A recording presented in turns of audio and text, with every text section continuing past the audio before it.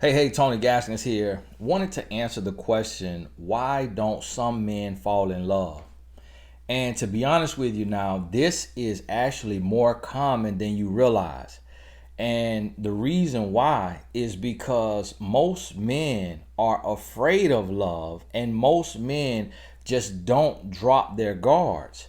And to be honest with you, when you think about this, you hear the questions and think about your own relationships. Think about the relationships of other women you may know. And I get questions like, Tony, how can a man be married to you, have kids with you, leave you and be with another woman in 3 weeks? How can a man have another woman pregnant at the same time that you're pregnant? How can a man use you and allow you to do all this for him and then he just disappears? Why do men do this? Why do men do that? And the answer is that man did not allow himself to fall in love. So when men get to this place where they go into a relationship and all of their conditioning has told them that real love does not exist, that women cannot be trusted, and that men don't show vulnerability. When they have those mentalities, when they have that mentality and they go into a relationship thinking like that, a man keeps his guard up. And so a man starts to see, this type of man sees a woman as an opponent instead of seeing her as a teammate. And I had a quote about that go viral and get like 1 million shares, literally 1 million shares on Facebook, probably like 2012, 13 or 14. And it just resonated with so many people because most people realize in their relationship they are more like opponents than they are like teammates. And when you think about it, what did a man see? So a man believes that men are the head. Men are the head of the household. But what did that man see from the head of his household? In a lot of cases, that man saw an absent father. So if his father was absent, his first real example of love was a bad example. The people that he entrusts to teach him how to love did not teach him that real love exists. If your own father cannot love and submit and surrender to the love from your own mother, then how much faith do you have in love? On the other side of that, you have a man who has a father in the home.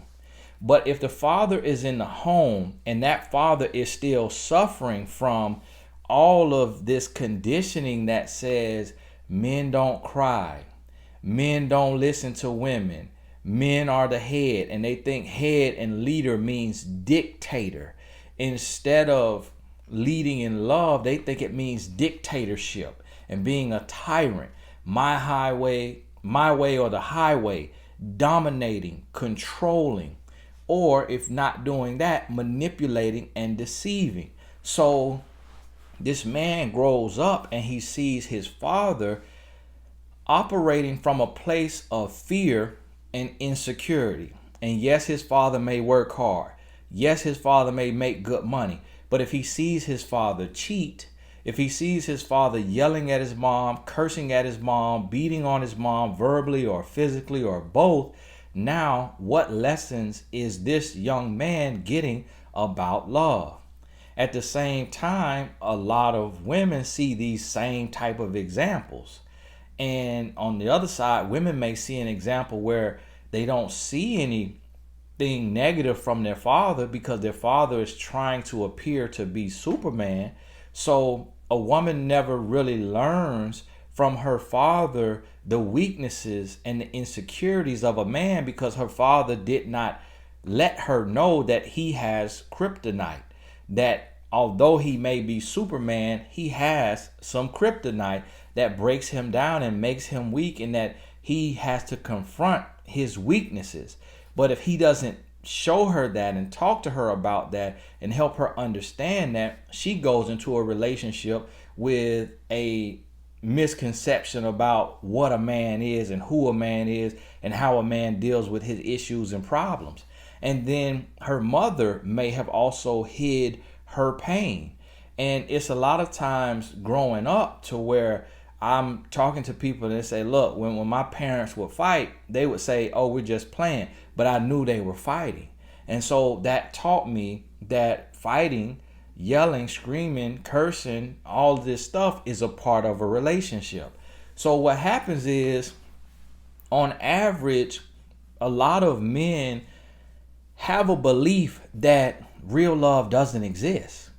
And because a man grows up seeing his brother cheating, his father cheating, his uncle cheating, his grandfather cheating, because he sees so many men cheating, and he sees more men cheating than he sees being faithful, he starts to believe that that is the way of the world and that is a rite of passage for a man. So then if he ever starts to get beyond that and he starts to wake up and come into his own, he then has to battle with all of the people who told him, well, women are sneakier than men and women cheat just as much as men, but they cheat better so they don't get caught.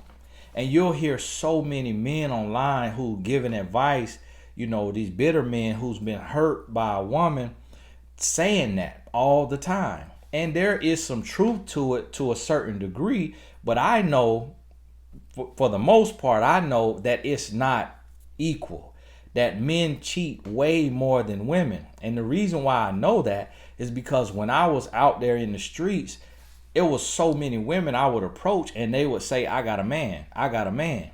Well, if women cheat just as much as men, then so many women would not have told me they got a man, they have a man.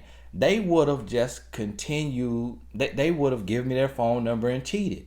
Because how many men were there to say, I got a girl, I got a girlfriend, I'm taken? How many men do you see say that when a woman who he feels is attractive comes up to him or is around him or he's introduced to her? It's not equal. It is not equal. I just got to be honest about that. So men, if they believe that though, that will make a man keep his guard up, because he says, well, if I surrender to love and I start loving her and I give her all of me, she's then gonna cheat on me. And I don't want to be hurt. And men fear being hurt because men, we fear what we will do with the pain.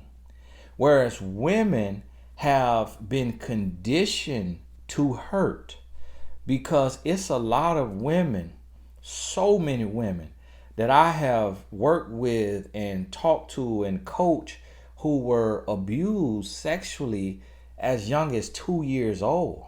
So many women. To be honest with you, I find a hard time meeting a woman who's never been abused physically or sexually. That is, if you are a woman and you've never been abused physically or sexually, you actually are rare. And other women that you know may not even tell you that part of their life because of the strength that they walk with and carry themselves with. But as men, I know I've never been abused in any way. And I know so many of my friends have never been abused, because as men, we show up differently in the world because of the conditioning and the role. Yes, some men have been abused sexually and and physically, and men go through that as well, but not at the same rate as women. That's why and it's a mix up, because you're gonna have people say, oh no, men go through it just as much. But I'm a man amongst men, and so I get to see the numbers firsthand. And if anybody is really real about this thing, then they can attest to it too on their side of it, whatever gender they are. And so what happens is, women, when you get hurt, you learn how to cope and deal with it, and you deal with it at a better pace than men do. But men fear the unknown. Because of the wiring of a man, we don't know if our pain is going to lead us to suicide or homicide. And a lot of men truly have that fear. And so that is why men fear being vulnerable. Because to be vulnerable means you risk being hurt. You risk being lied to, misled, used, and abused. And not having had ample opportunity to hurt and to heal, men fear the unknown of what will I do with this pain. So in order to not get hurt, let me just keep my guards up. Let me hurt her just in case she hurts me. I can at least say, well, I hurt her too. Let me hurt her just in case it comes up. Or let me hurt her because I know she's hurting me, but I'm not going to try to find out what kind of hurt she's done to me. I'll just stay in the blind on it, but I'm going to do my dirt. And that is the mentality. And I've talked to countless men about this. And that's the mentality of why men cheat and why some men don't fall in love. It's all out of fear. So what is the solution? The solution is having conversations like this, to where if you can't articulate this, show the man this video and let him realize and confront what's going on in his mind, because some men may not be able to pinpoint it or to articulate why they fear falling in love, why they fear being vulnerable in a relationship, meaning being open and being willing to love a woman with everything in him. Some men don't understand why they are that way. But this is me articulating it for men like myself who was like me and who may not understand it. Then also for women who don't understand how a man can do this, act this way, behave this way, do what he did. It's because he never allowed himself to fall in love. And so lastly, I'll say this. That is why it's so important to really take your time in the dating phase, to really take your time and to be able to say, you know what? I didn't just jump into bed. I didn't just start giving a boyfriend, husband benefits. I took my time and I got to know this man, his past, his upbringing, meaning who raised him, where was he raised. We had enough conversation to where I could hear his thought process, because the more you talk to a person, they're going to let you know how they think and how they feel and how they view the world. And that's where you will learn if they have a jaded perception of women and of relationships. And when you hear that, that's when you know this is a danger zone. Unless I can share some wisdom, knowledge, and understanding with this man, and he has he does a 180 and he has a come to Jesus moment, and the light bulb comes on and he understands his limiting beliefs and his shortcomings and what's holding him back, and he's able to have a breakthrough.